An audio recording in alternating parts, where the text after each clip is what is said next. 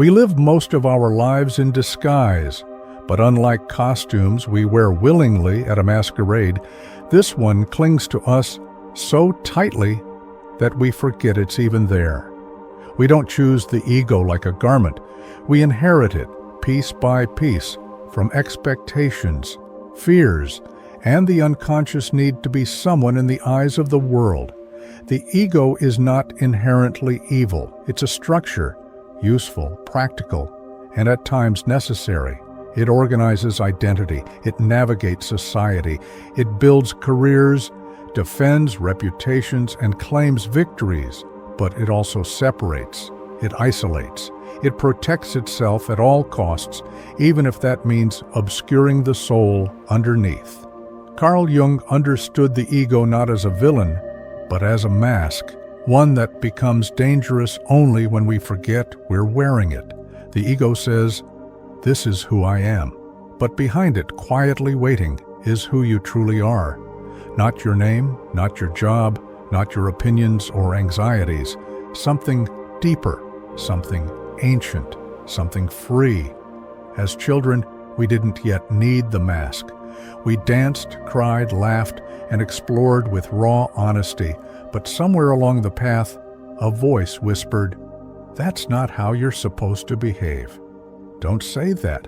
Don't feel that. Be like them."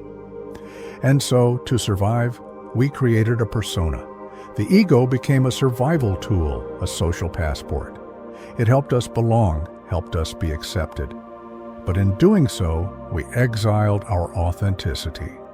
Jung called this hidden part the shadow, the parts of ourselves we've rejected, denied, or buried, not because they are evil or wrong, but because they threaten the image we crafted to please the world. The mask was never the problem. The problem is that, over time, we forget there was ever a face beneath it. You may feel lost, unsure of who you are beyond your achievements or roles. That feeling isn't a failure. It's a calling, a subtle nudge from the soul, reminding you that you were never meant to be only what the ego defines.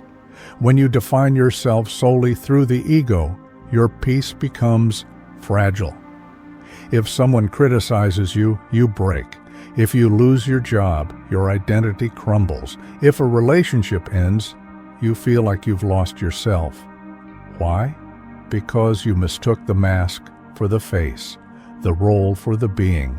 Let this moment be an invitation to gently question the identity you've always accepted, to observe how often you speak and act from fear, from comparison, from image maintenance, and to wonder what might happen if you took the mask off. To remove the mask, one must first see it, and to see it, we must be willing to observe ourselves gently, honestly, and without judgment. This is not an act of force or rejection. It is an act of remembrance, a quiet return to what we've always been beneath the noise. Notice the moments when your voice changes to sound more impressive, when you smile to appear agreeable, not because you feel joy. When you say yes out of fear of disapproval. These are not sins. They are signals. They are traces of the ego stepping forward, guarding its image, protecting the role it's grown accustomed to playing. The real danger of the ego isn't its existence, it's our complete identification with it. The moment we believe we are the persona, we become trapped within it. We begin performing life instead of living it. We react instead of responding. We defend instead of listening. We control instead of flowing. The ego fears silence because silence reveals. It fears stillness because stillness dissolves. In the quiet, the mask begins to slip, and the self it's been hiding slowly begins to emerge. But this process is uncomfortable. The ego does not go quietly. It clings to its stories, its titles, its past wounds. It will tell you, without me, you are nothing. And for a time, you might believe it, but look closer. You are not the voice that says, I must win, I must be admired, I must be right. You are the awareness that hears that voice. You are not the character, you are the space in which the character is playing. And when you recognize this, a quiet transformation begins. The grip loosens, the urgency softens, and a new kind of presence begins to rise, not based on proving, achieving, or pleasing, but simply on being. This isn't the destruction of the ego, it's its integration. You don't need to kill the mask, you just need to remember it's a mask. When you no longer take it personally, when you no longer mistake it for yourself, it becomes what it was always meant to be. A tool, not a master. The question isn't, how do I get rid of my ego? The question is, who am I without needing to be someone? Without the mask, something surprising happens. You stop performing and begin participating. Life no longer feels like a stage but a stream. You stop asking, how do I appear? And begin wondering, what is true in this moment? In this space, relationships transform. You no longer seek to impress, to outshine, or to dominate. You begin to truly see others because you're no longer projecting your image onto them. You listen without rehearsing your reply. You observe without needing to judge. You meet others not from the surface, but from the stillness within. It is here that the soul breathes. It is here that authenticity emerges, not as a performance, but as a natural expression. You begin to speak less, but your words carry more weight. You act with simplicity, but with deeper intention. There is no longer the frantic need to prove, because there is nothing to prove. Ironically, when you let go of needing to be someone, you begin to experience your true uniqueness, not the ego's version of specialness, built on comparison and separation, but a quiet individuality, rooted in presence and alignment. This is the path Jung invites us to walk, not toward the elimination of the ego, but toward wholeness.